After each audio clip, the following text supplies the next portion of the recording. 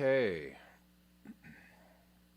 Welcome back to Black Bear News, where everything is connected. Hello, guys. I'm just gonna say hi to the people in the stream. Please let me know if you can hear me. We are also on Rockfin. We are live on Rockfin. Please check me out on Rockfin. We have one watching on Rockfin, but I'm sure we'll have more. We're live on both sites. And we have with us today Dr. Guy McPherson. And let me see. Guy, how you doing? I think everybody can see you. Just going to check real quick. See if everybody can hear you. Hopefully everybody can hear you. All right. We'll call this a sound check. Anybody Oh. respond? Do we see any thumbs up out there? Everybody can hear me. I'm just trying to see if everybody can hear you. You might have to translate everything I say. Exactly. We don't have the closed caption feature going today, but let me just, it's a little bit of a delay. All right, we have people on Rockfin. People of Rockfin. Osama, Jacob, Poppy, Ken Greenfield. Thank you guys for joining us on Rockfin. Everything seems to be going. I feel like I'm flying a spaceship or something. Sound is good. You guys can hear Guy? Great. Wonderful. All right, we can start. We can proceed. Guy, how you doing? Welcome, and thank you for joining us today. Thank you for the opportunity. Yeah, it's been a little while since we had a chance to talk, and many things have transpired since then. So, where are you at these? Well, first of all, I think everybody knows who you are, but if you could just tell people a little bit about yourself briefly. Sure. I'm Professor Emeritus at the University of Arizona, and I opted out of further paychecks. Emeritus just means retired with honors. And I opted out of accepting further paychecks in, 2009, and subsequently have become known for my views on abrupt climate change, leading to loss of habitat and therefore to loss of Homo sapiens on Earth. This is a message I am quite unhappy to deliver, and not to worry, a lot of other people are unhappy that I'm delivering it as well. So there seems to be a lot of misery on all sides here. Well, and people do appreciate your message, Guy, even though it seems to be such a dire one. But I think people enjoy hearing the truth, and I think that's a big. We were talking very briefly before the show about censorship on social media, various social media platforms. And so I think that people have a great distrust in the organizations that are supposed to give them information.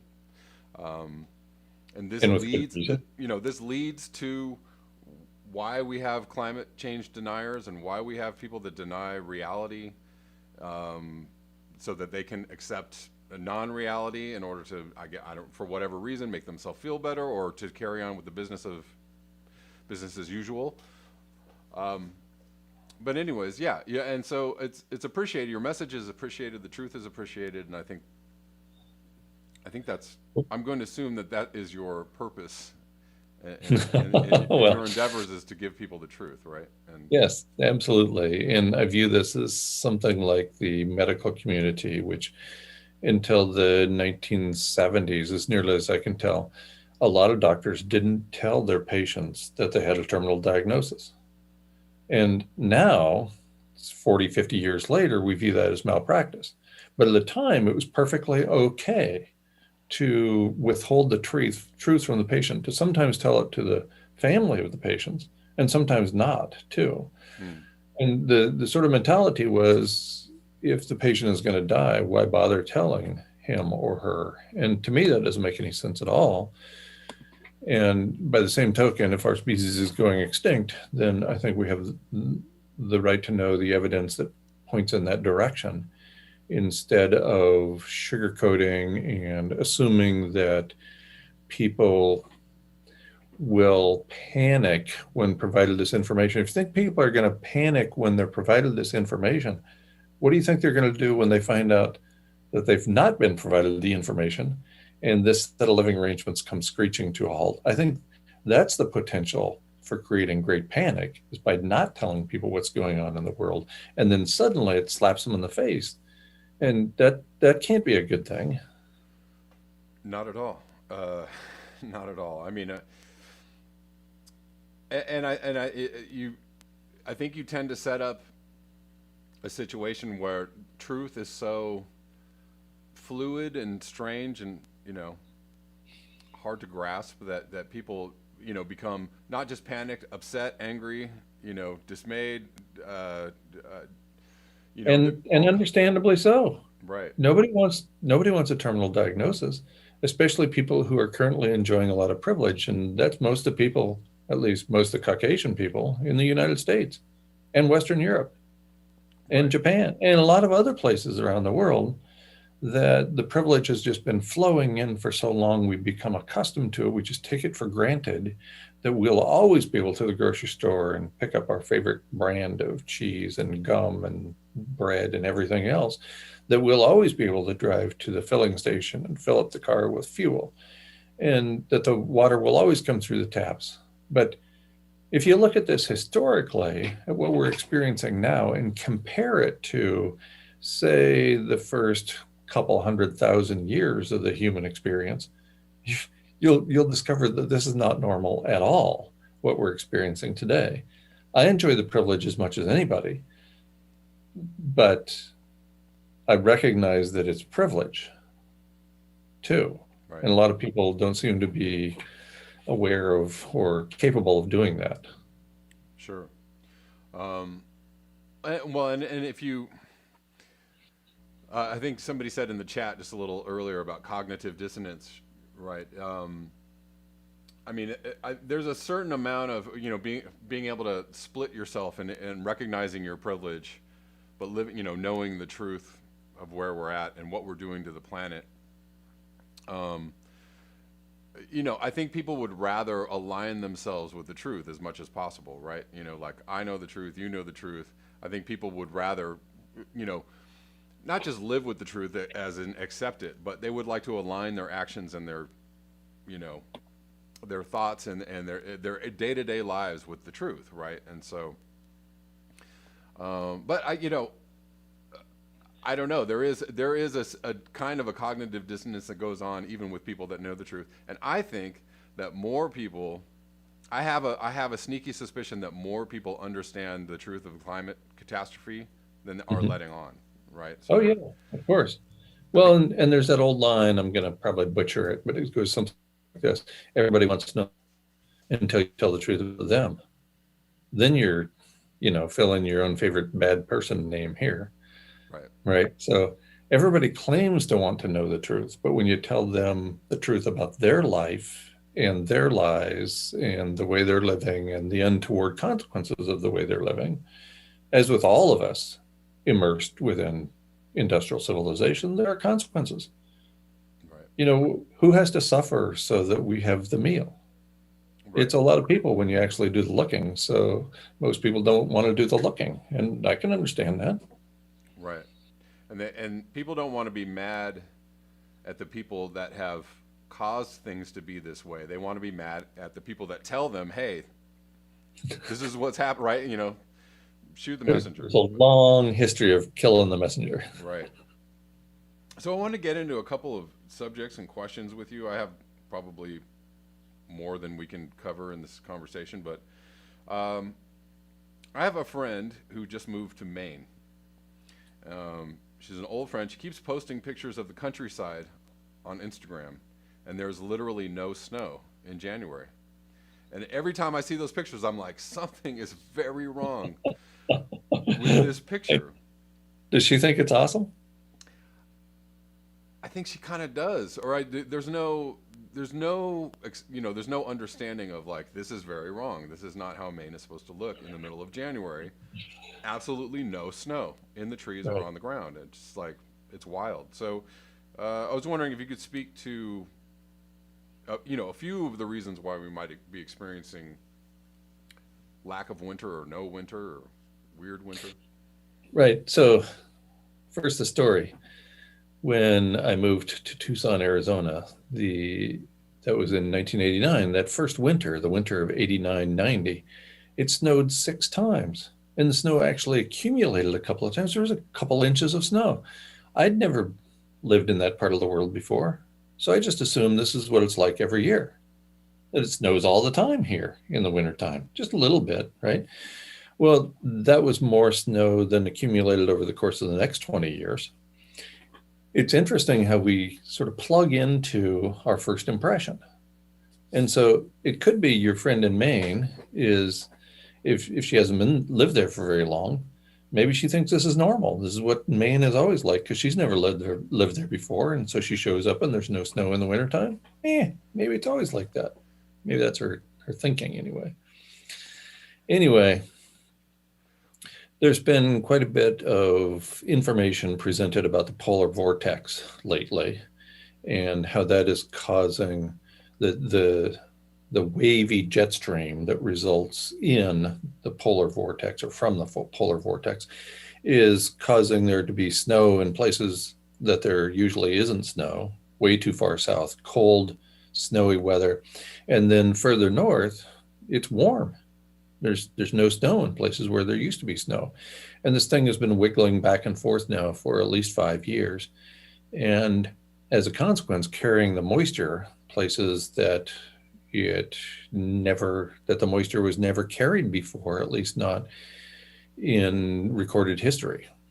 So, and a lot of this, there's a lot of variation from one place to another, from one location and geographic region to another. So I'm in Central Florida now, in a suburb of Orlando, and it has been colder here several times than it was in New York from where I moved recently. And that's because of this polar vortex, this wobbly, uneven, wet jet stream that is carrying cold weather and moisture, or the absence thereof, to places that it doesn't historically happen. Yeah. So it's a pretty new phenomenon, and you have to bear in mind that the weather forecasters on television are relying upon a 20 or a 30-year average, going back only the last 20 or 30 years. Well, this is weird, what's happening now. It's inconsistent with that long-term average. So if you're relying upon models that are based upon that 20 or 30 years accumulation of information, then that's not necessarily going to be useful. Throw that stuff out. Right. Well, I was just reading an article yesterday that kind of like, well, why is this polar vortex thing happening? Let's describe it. And they just kind of talked about it as a singular event. Just no connection to the warming of the planet or the heating of the Arctic. Okay. And it was just bizarre, and I was like, this is so weird that they're just like, let's see how this happens. Why does this happen? I'm just like, no ramifications of the weirding Right. of the weather year after year, winter after winter. It's just, Was this a corporate media outlet? Washington Post. Yeah, that certainly qualifies. Right. Corporate as it gets. Yeah. And ultimately it results from, well, there used to be a big difference in temperature between the Arctic and the equator year round. Right. And now the Arctic is warming up 4 times or so faster than the rest of the planet, so that disparity between Arctic and tropics is breaking down. Right. And so what used to be, and you and I are old enough to remember when I was a kid, they would talk about the Continental Express as the cold wave swept across the country, swept across North America, basically, in 4 or 5 days. You start out and hit Washington State, and 4 or 5 days later, it's leaving Washington, D.C., and it gets really cold behind it and typically drops snow in front of it. Now we don't have that big disparity in temperature between the Arctic and the equator. And as a consequence, we don't have the potential for those frontal systems moving across Right. and sweeping the kind of cold that they used to do. Right. And so once you get that going on, all bets are off. It's a mess. It's very difficult to predict what is going to happen next when you're relying upon models that are now have been outstripped by the data. Yes, and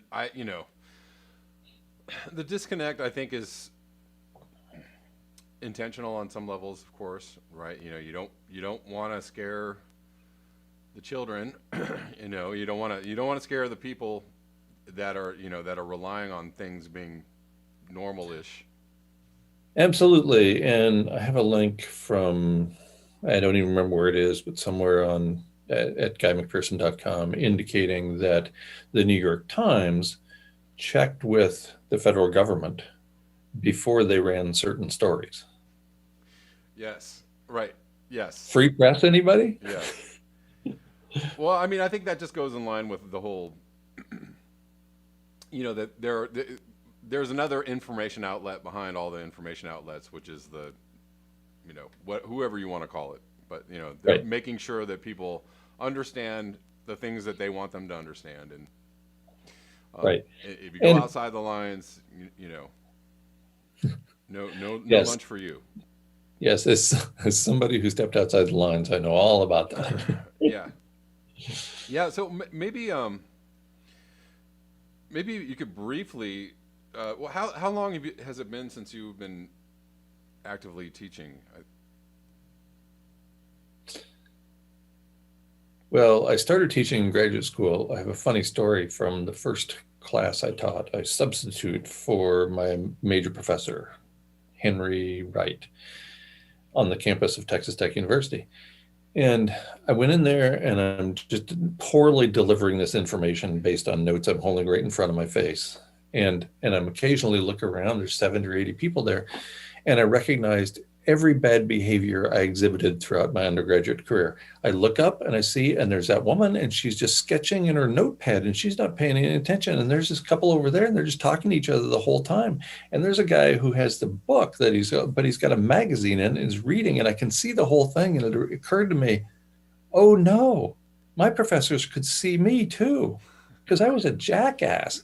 I was sitting in the back and never pay attention at all. As soon as I got out of that classroom, I wanted to call all of my instructors in college and apologize to them. Of course I didn't, but it was crazy. So that was my first experience in the classroom, and that was in the early 1980s. I did a little bit of developed my course in 1988. So then I taught 1 year at Texas A&M University and 20 years at the University of Arizona, and about 12 years since then, albeit in different formats than I was teaching when I was on campuses. Right. Okay. And obviously your understanding of abrupt climate change and the ramifications of abrupt climate change led to you leaving your position. Actually, no. Okay. Had I known what I know now, I would have never left campus. Well, what was the factor? Was it Well, something? there were a variety of things. First, I took a 1 year leave of absence approximately in the middle of my tenure at the University of Arizona. I went to work for the Nature Conservancy at their home office in Arlington, Virginia, Washington, D.C. metropolitan area. And I thought it was going to be a permanent change because I had come to view the academic system, the university complex, as a money-driven program. It was all about the money. And so at that point, I was 10 or 11 years into a teaching career, And it occurred to me that academia was just like any other supermarket, selling their wares. And that didn't make any sense to me. That isn't how the university system developed throughout history. And suddenly it wasn't about the students, it was about the money. It wasn't about the education, it wasn't about the scholarship, it was about the money, and that drove me crazy. So I thought, well, I'll take a job with Big Green. And so I was the inaugural director of a postdoctoral program that went on to 10 or 11 years into a teaching career. And it occurred to me that the most competitive postdoctoral program in the world, far more competitive than anything offered by NIH or National Science Foundation. Anyway, so I went to work for the Nature Conservancy, and in 6 months I realized that it was just the same, that it's all about the money. So I went schlepping back to campus and wrote a work of fiction as therapy for the disappointment I experienced in the process of leaving and then returning back to campus. And so then from that point forward, I had always taken teaching very seriously, but I would say that I took it more like an obsession from that point on, far more seriously than I had before, and attempting to integrate my research endeavors with my classroom teaching. So that was 2000, so that was 20 years ago. Right. Okay. Well, And if you had a question in there that I failed to answer because I went off on okay. Eggy Dog Story and I kind of lost track, sorry about No, that. that's all right. That's all right. I just like to give people a little bit of background. I assume that people kind of know your story or have seen your talks. And when I said teaching, obviously you haven't stopped teaching since you left a university. But I'm just saying, teaching, official teaching. But Right. I just like to give people a little bit of background and fill them in on your story a little bit. I know it's much longer than that, much more complicated. But I wanted to go on to another question, which is recently I read a paper that said that we had reached irreversible tipping points in CO2 release of CO2 in 1950. I don't know if you know the paper that I'm talking about or that I'm referring to, but I mean, that's pretty astonishing as far as where we are in the progress of climate change and where we are in the space of thinking that we are capable of doing something about it, or if Right. there was something to do about it, what. Yeah, so it was irreversible in 1950, and yet the Intergovernmental Panel on Climate Change, the notorious IPCC, concluded we had reached irreversible climate change in September of 2019. So just 69 years later. And if by this time you haven't figured out that the IPCC is one of the more conservative scientific bodies in the history of the planet, then I don't think you're paying attention. Right. Right. So what do you think? What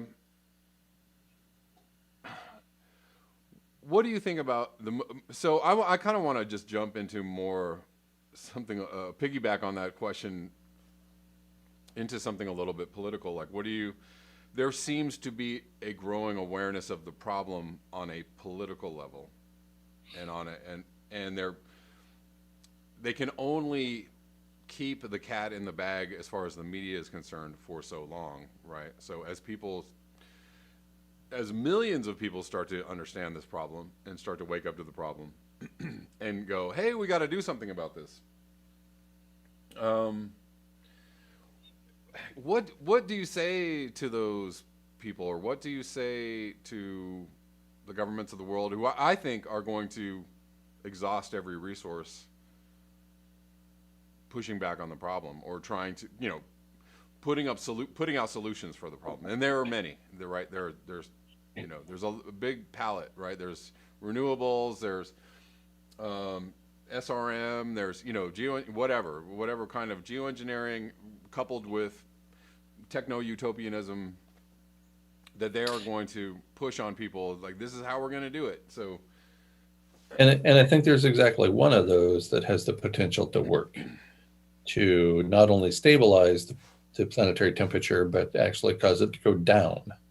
right. And and that's the Mere Reflection Project being headed up by Dr. Ye Tao at the Roland Center, Harvard University. Yeah. And he is having a great deal of difficulty getting traction, and particularly getting the attention of somebody or some combination of somebody's who will put significant money into getting it off the ground. You know, this David Keith chasing, spraying particles into the atmosphere was debunked in 2015 by the National Academy of Sciences and also by a European body of similar stature. And so and that's a Gates Foundation funded project. Bill and Sure. Melinda Gates Foundation is funding this project, but that is, nearly as I can tell, is terribly misguided, has great potential to make the situation worse, not better.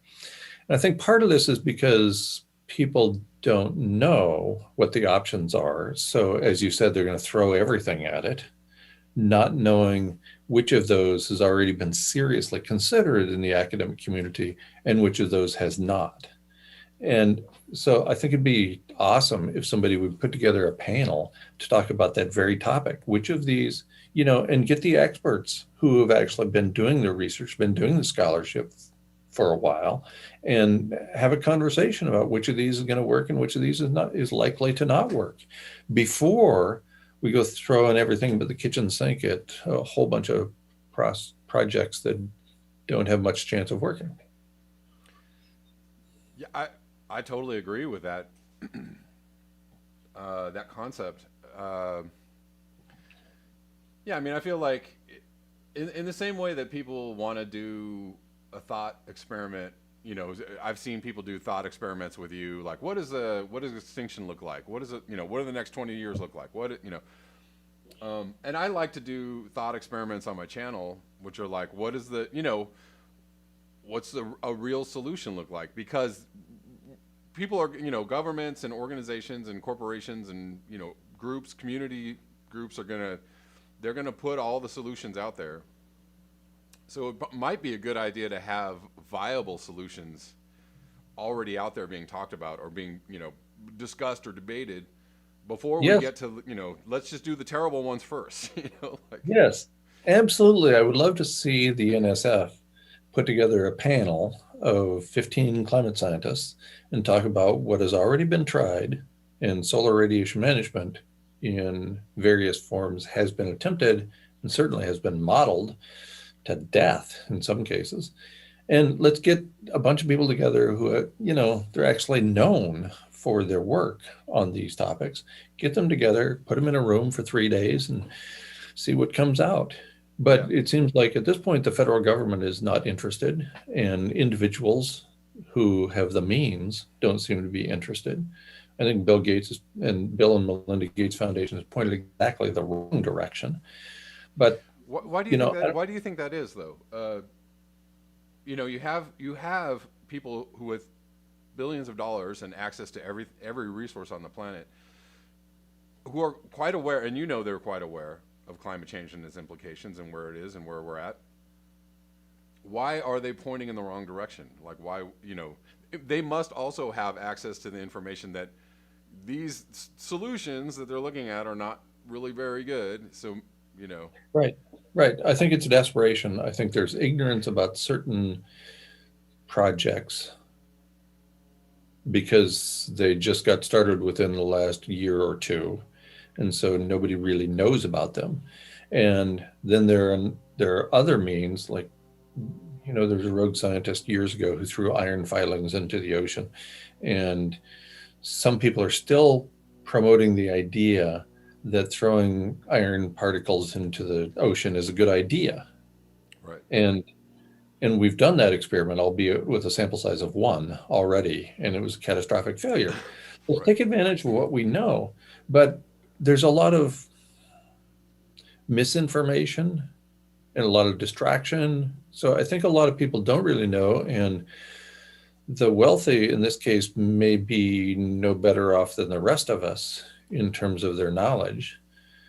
And so they're latching on to desperate ideas. I mean, Well, and consider, they're for they're example, also wealthy, privileged yes, people with big old blinders on, right? So, absolutely. They don't want that privilege to go away. And so sometimes even the people who we think of as being very knowledgeable, like Elon Musk must be very knowledgeable because he's a bajillionaire, right? sure.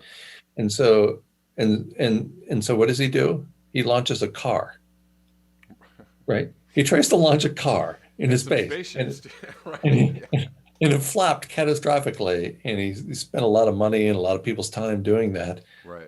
There doesn't seem to be any focus. Doesn't seem to be any focused point that is bringing people's attention to the right things. And I think part of that is because the corporate media have for so long been so adept at distract and divide that trying to get them to come together now is just like, rounding up the pigeons after you already let them go 100 Right. years ago. Right. It's mad, but on the other hand, you would think, as you alluded to, that the folks like Warren Buffett and Bill Gates and Elon Musk and so on, that they they must know things that you and I know, and yet they're not taking any steps in the right direction. How could that be? Is it because they're so intent upon enjoying their privilege for the next 15 days that they can't look beyond that 15 days? That doesn't make any sense to me. Yeah, I can't figure out what the end goal is, and is there really some kind of crazy wacky plot to let billions of humans die off, and then they'll all pop out of their bunkers and go like, we had a magic climate ray all the time, all this time, pew pew pew, you were gonna fix the planet now, like, is that some weird plan that they've got? I don't know. I don't. On our current path, we're headed directly for the 5 to 6 degree global average temperature rise that Strona and Bradshaw wrote about in Scientific Reports, November 2018, indicating that it would cause the extinction of all life on Earth. Now, I don't care how long you spend in your bunker. When you come out after we've extinguished all life on Earth, there is no future. Right. Yeah, and you're building from what? I don't know. Right, a rock floating through space Right. that maybe doesn't even have an atmosphere because it's been stripped away. Nobody took care of those nuclear power plants, so they all melted down catastrophically. That's going to be inconvenient. Right. Yeah, I mean, it's just not as par for the course in people that rule big corporations and rule the planet. There's a lot of stupid built into their plans, right? They might be That's successful in making the money part, but there's a whole lot of just dumb stuff going on everywhere else. So it's just right. That's the way it looks to me. And I'm sure that none of those people want to die young, and none of those people want their children to die young, and none of people want habitat for our favorite species to exit Earth. right.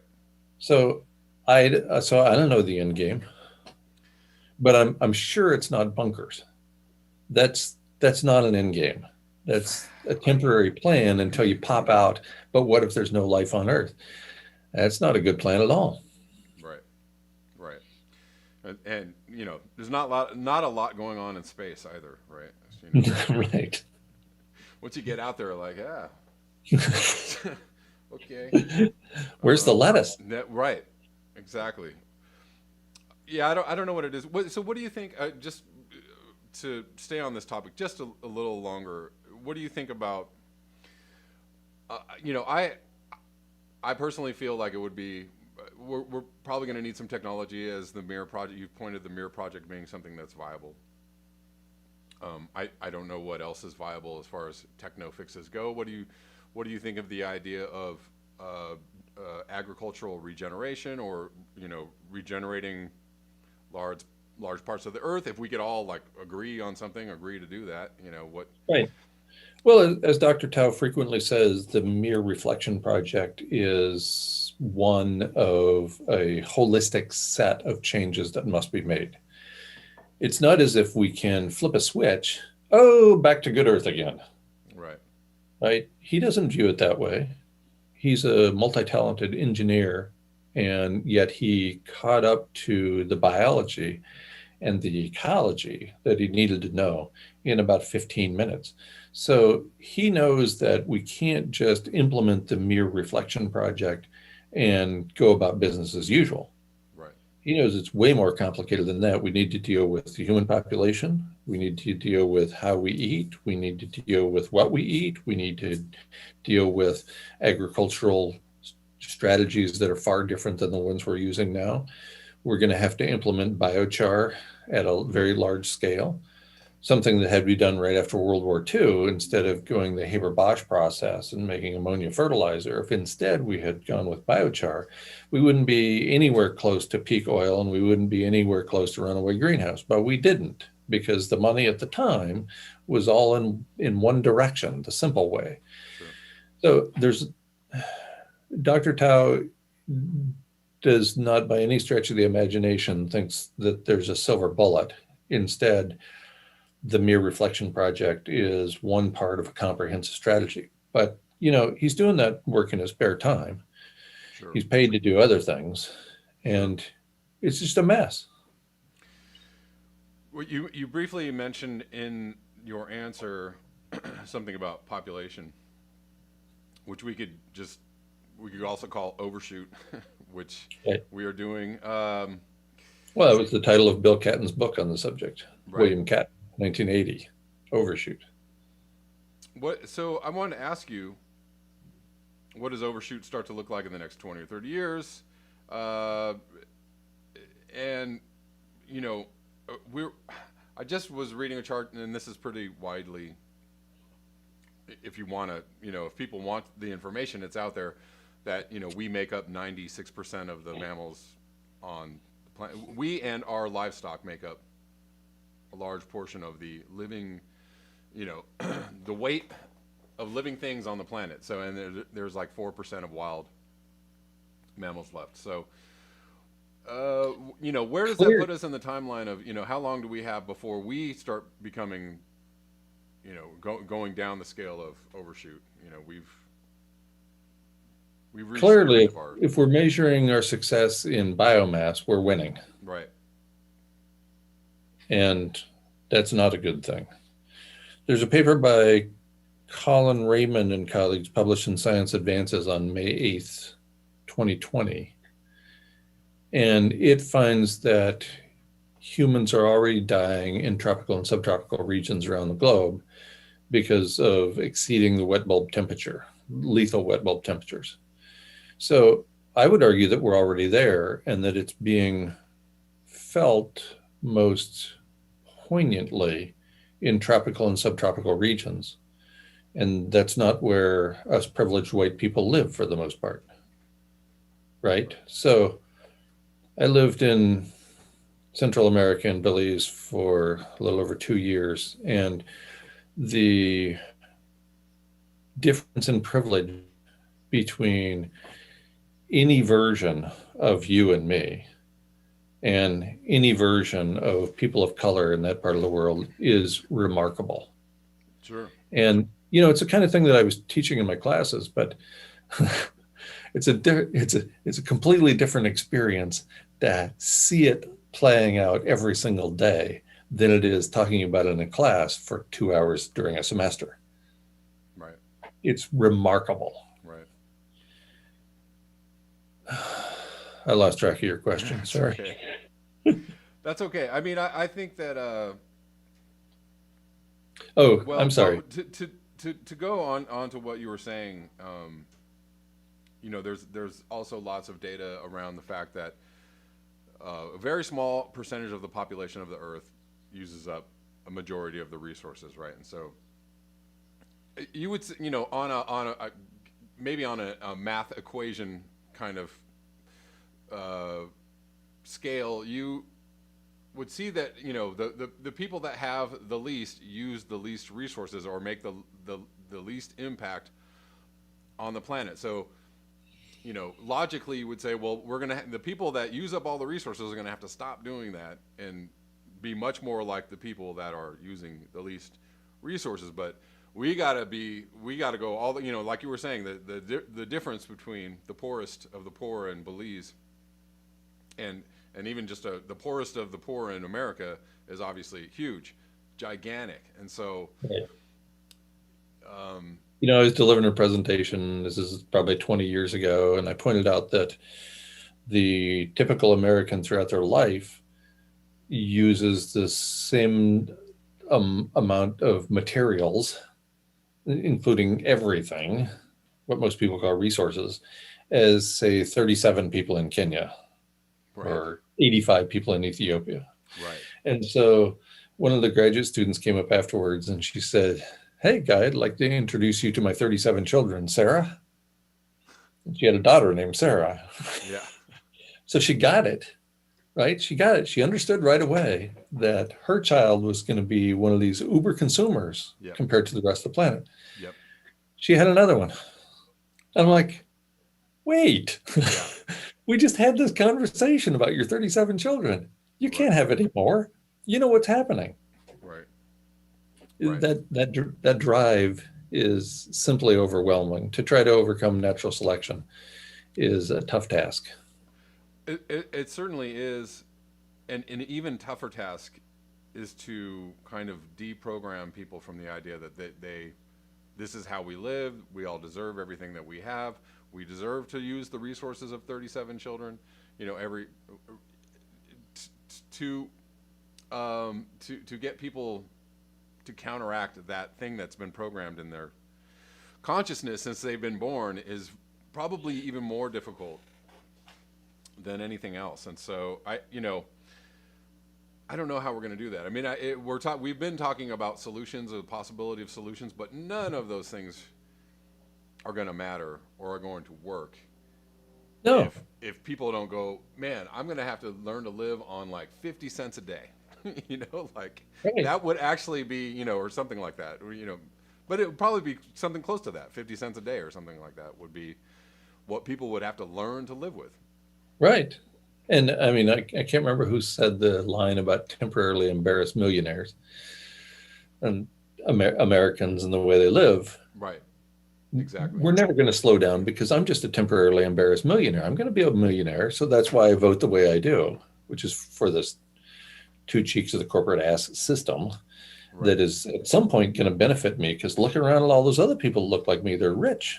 I'm going to be there just soon. So you're absolutely right. I don't see the masses who have had the same kinds of experiences we have during our life just changing, turning a switch and saying, yeah, 50 cents a day is fine.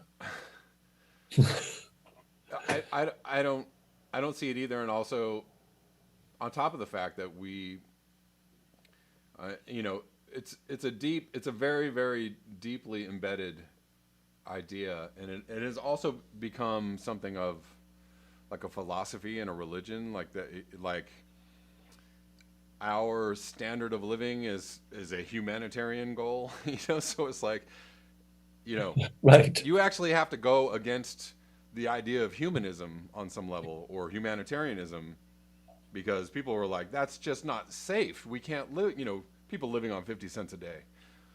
You know, that's racist, or that's whatever, sexist, or that's mean, you know, to say that. And it's like, right.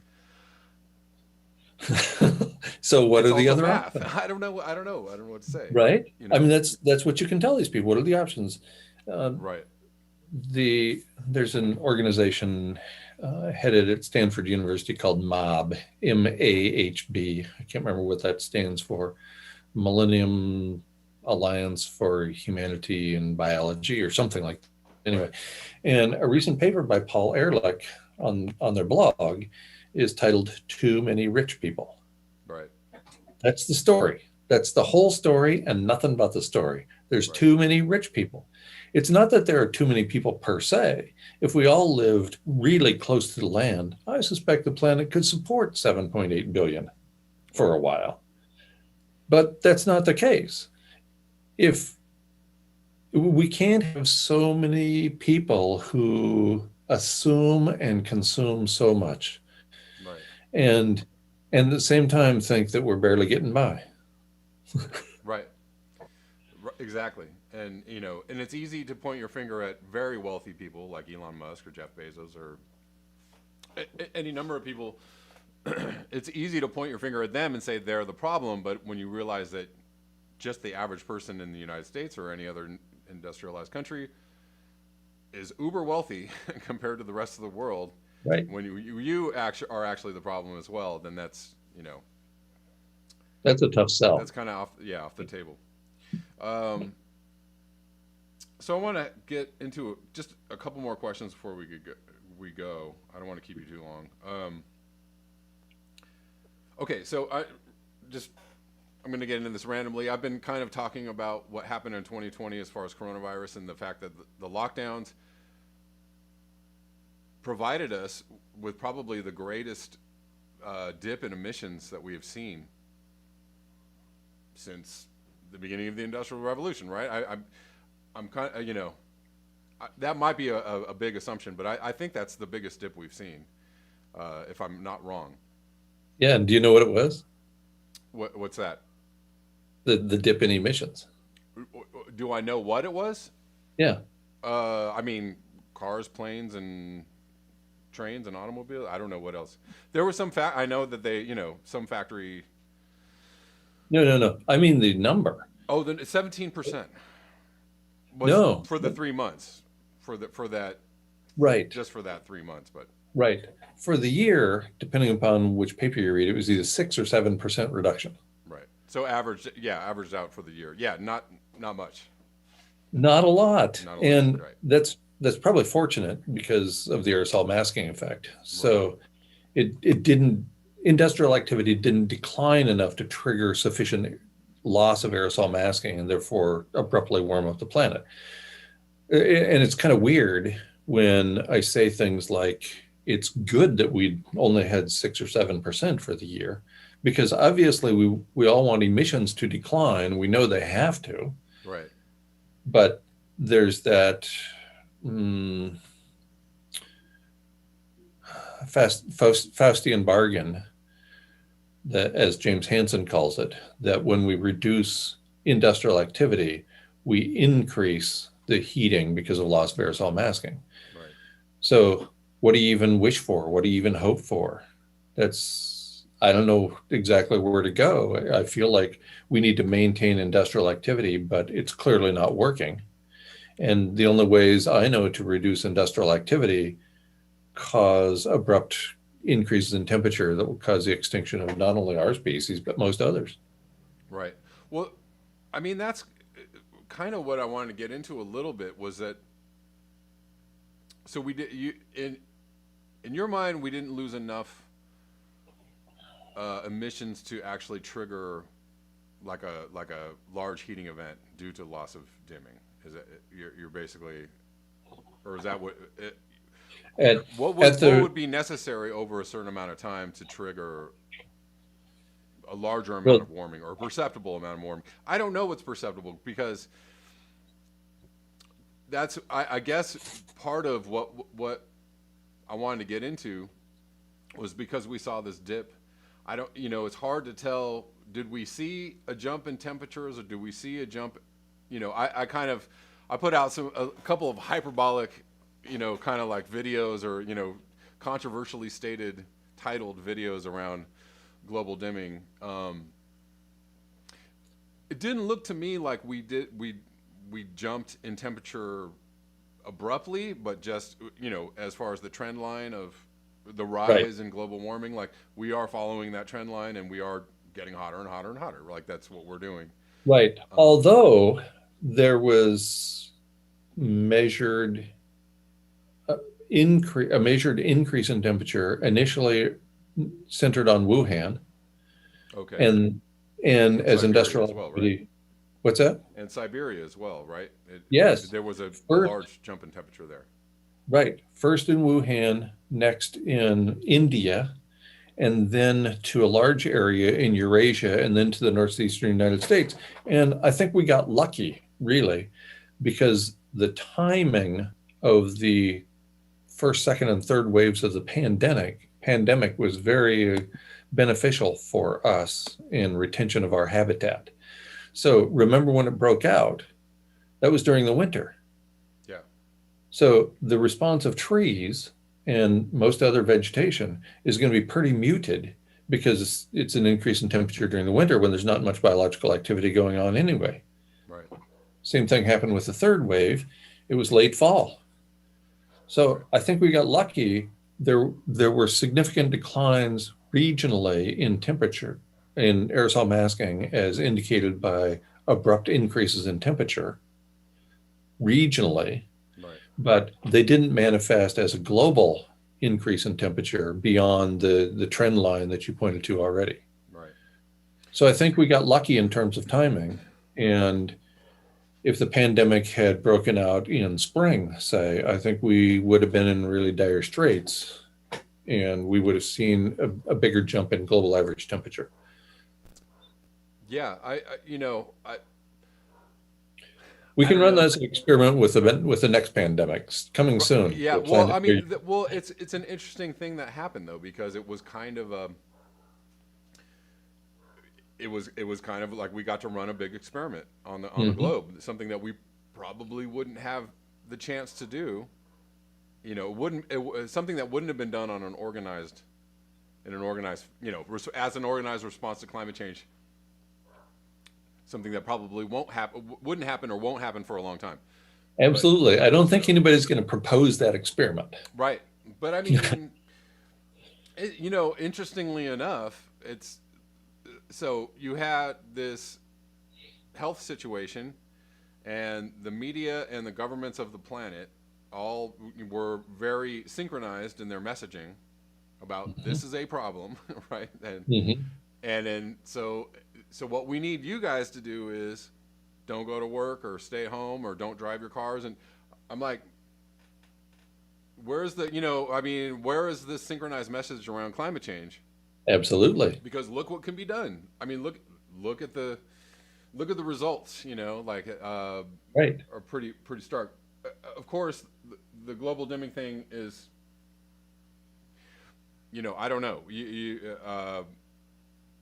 I don't know what to do.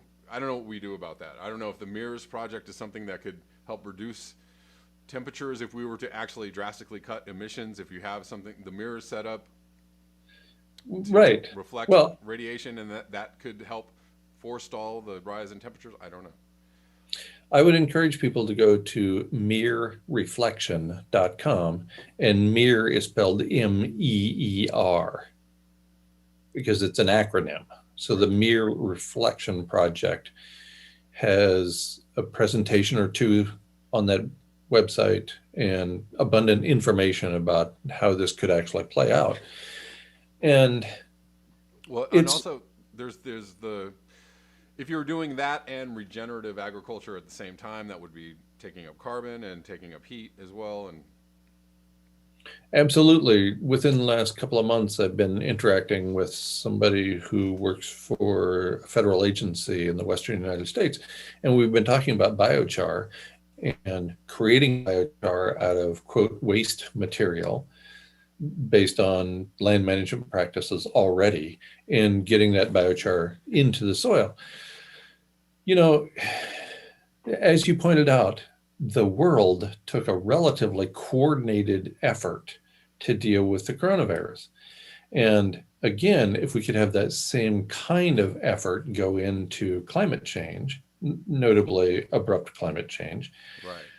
I think through implementation of the Mirror Reflection Project that we might have a chance to get through this for another little while, especially if we implement a whole bunch of other things at the same time. Now, are the wealthy so addicted to their privilege that they'll interfere with any ability to do that? I don't know. It wouldn't surprise me. Most likely, I think they're interfering right now. I mean, Sure. we have Yep. a supposedly we have a supposed new president who says he knows about climate change and cares about climate change, but they keep, they're like, we're going to do this, and they're like, nah, we're not going to do that. We're going to, nah, we're not going to stop fracking. No, we're not going to stop subsidizing fossil fuel. It's like, what? Well, when is this supposed to start? When is this transformational change supposed to start? I don't know. Right. Well, it was supposed to start 20 years ago, and then 20 years before that, and then 20 years before that, Right. ad nauseum, right? We've known for a really long time the consequences of our collective actions. And there's been very little leadership. And even if there was leadership, I don't think there'd be very many followers. You have to work really hard to sell this message to people that they're going to end up with less. Yeah. Just so that we can retain habitat, so that we can all live a little longer.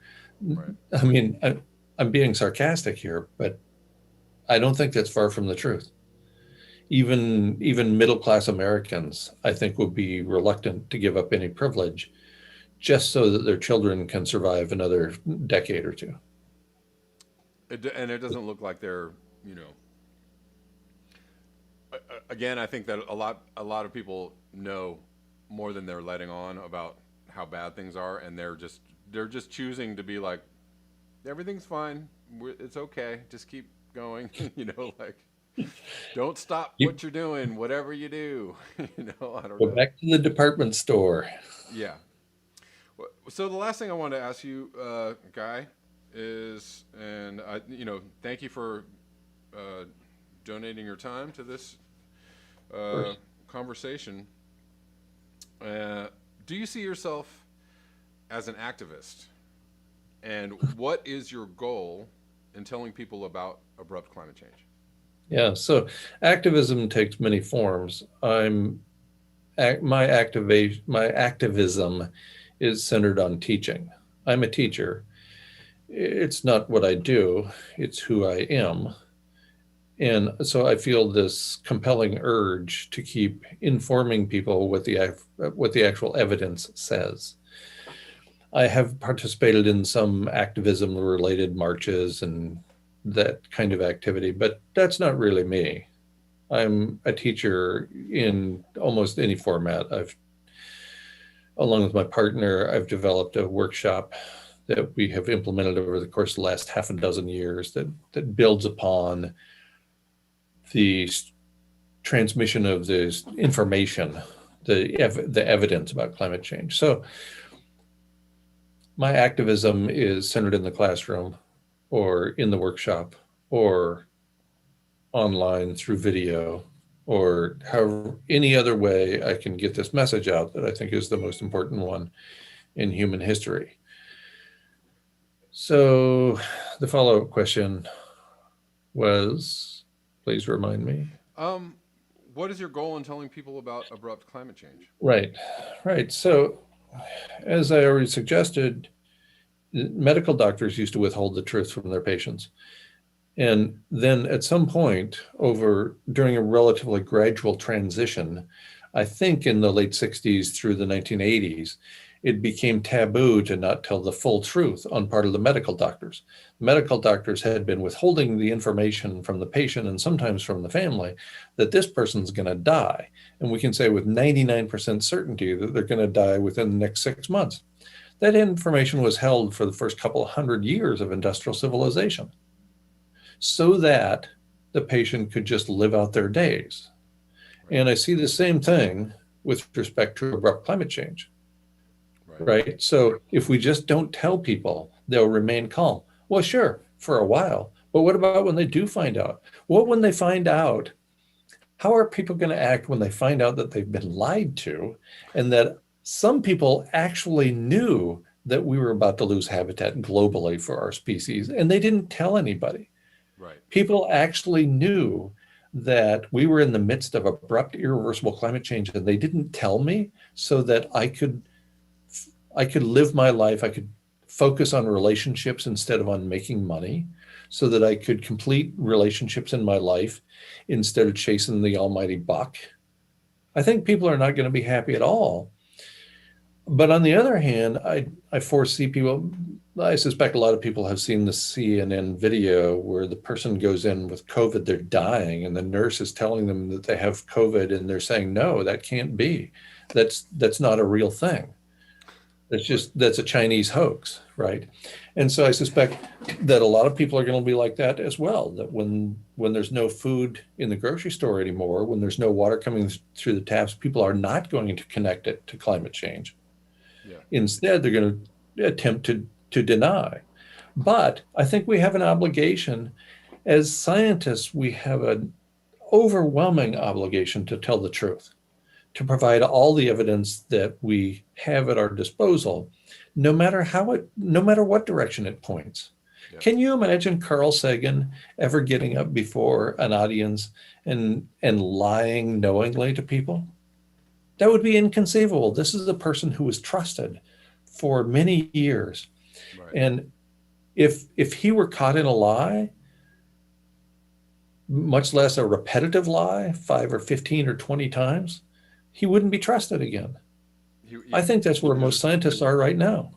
Right. Most scientists are not worthy of your trust because they've been not telling the full truth for a long time. They've been withholding evidence.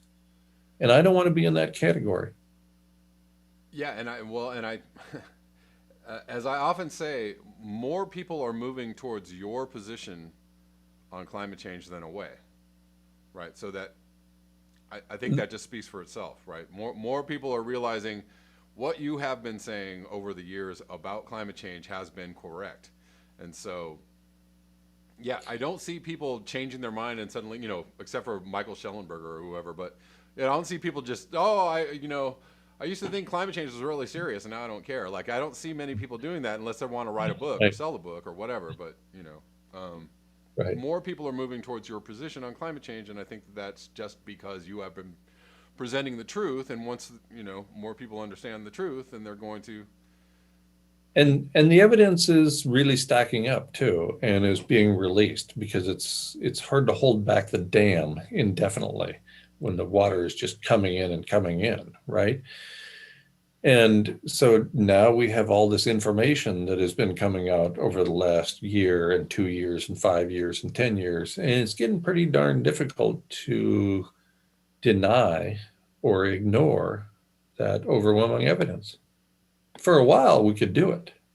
Yeah. I feel as if it's, on some levels, it is reaching a bit of a tipping point where, I think that there are enough people, regular people, who are starting to understand the situation that they're not going to accept. It's going to be hard to keep this story going. I'm going to show this this tweet from yesterday from a supposedly a climate scientist. It says, today, for the first time, the leaders of both the United States and Canada are on board with the goal of net zero climate warming emissions by 2050. Let's do this. Okay. And there again, there's complete lack of awareness of the aerosol masking effect of global dimming. There's a lack of awareness of a lot of things in there. I mean, yeah. Yeah. That is the equivalence of just a big pile of bullshit, and yeah, I promise that we'll have net zero emissions long before then. I guarantee it. And we've already seen from Canada, supposedly progressive prime minister, that they don't care. They don't, it's just the words. We care about climate change, but we're going to do everything else, the opposite of, what those words say. So it's just like, so when you see climate scientists, people that call themselves climate scientists saying stuff like that, you're just like, oh, you are setting people up to be extremely angry about this. But right. Yeah. I don't know. I'm hoping that, and again, to use a 4-letter word, I'm hoping that, maybe the awareness kind of overwhelms the inaction, or maybe people can just kind of strike out on their own and do, what you did at one time as far as running your own farm, or, kind of living off grid and doing. I think more and more people are doing that. And the only hope of resiliency, I think, is for people to do, for however long that's going to last. I think people are Right. going to have to go out and form their own communities and rewild the land and regenerate the land and figure out how to live with a lot less. Right. And I think these are all good ideas. I'm frequently accused of promoting inaction, especially by that liar Michael Mann at Penn State University. And I've never promoted inaction. I've taken far more radical actions than Michael Mann has even imagined. Living off grid for 10 years and growing my own food and blah, blah, blah, using Right. biochar, getting a biochar kiln built and using the biochar and so on. And so I think the situation is hopeless, but I'm taking action. And notably today, I continue to work with Dr. Tao at Harvard on the project that I think represents our only chance of getting through this bottleneck over the course of the next decade. Yeah. Yeah, and I watched the video that you did on that with the presentation of the Mirror Project, and I think there's the only way we're going to make it through, if there's a making it through, if there's a other side to reach, is going to be, it's going to have to be built on truth, the truth about what's happening, and then the truth about what are the desirable paths forward, rather than build, rather than industrializing building 5 billion more electric cars, or Right. selling everybody sustainable cook stoves. I don't know, but they're going to really try and do that, so Of course. If there's a buck in anything, yeah, somebody's going to chase it. yeah. So and so I appreciate your work and letting people know what's going on, Guy. It's also what I'm trying to do, and I think a lot of other people are trying to do that now, is try to let people know what the situation is and carry the discussion forward. And I know that everybody on my channel has pretty much found my channel because of your work, so there's a lot to be said in that. So thank you so much, Guy. I appreciate you being on. No the show. problem. And thank you for the opportunity to chat today, Kevin. I appreciate it.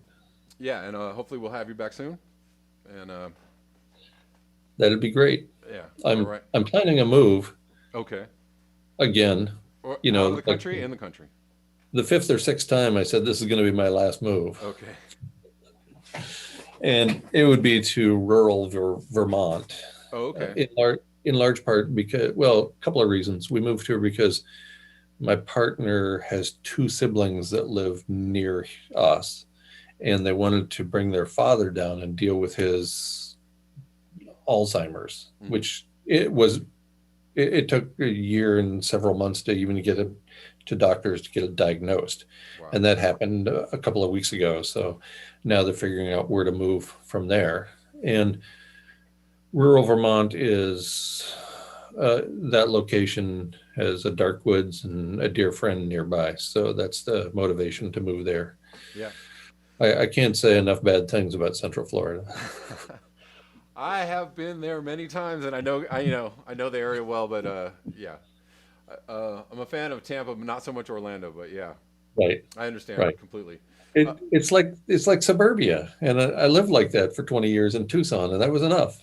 Yeah, it's like the worst model of suburbia ever, and not to besmirch Florida too much, but yeah, that area I'm not a fan of. I get it, but yeah, Vermont sounds idyllic, and I hope you make it there. I wish you luck in the move.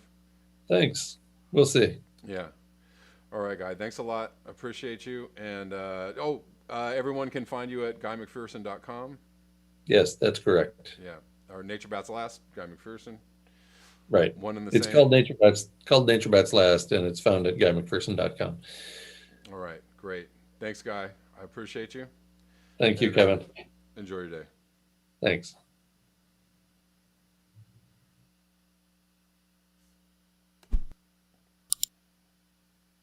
All right, guys. Thank you so much for hanging out with us today. Guy McPherson, we're just having a chat about this and that, and hope you all enjoyed that. It's always very enlightening to talk with Guy. And somebody gave me a super chat, and I completely missed it, so I apologize. If you were trying to super chat me a question or something to say, I don't know who super chatted. Just give me a hello. But anyways, thanks guys for hanging out with me every day on this live stream. But this is kind of a good day. Definitely a good day to talk with Guy McPherson. And thank you all for your eyes, your ears, and your conscience. Yeah, we had a lot of viewers today and a lot of likes, so thanks y'all. Jim Pi Gamma, you're funny.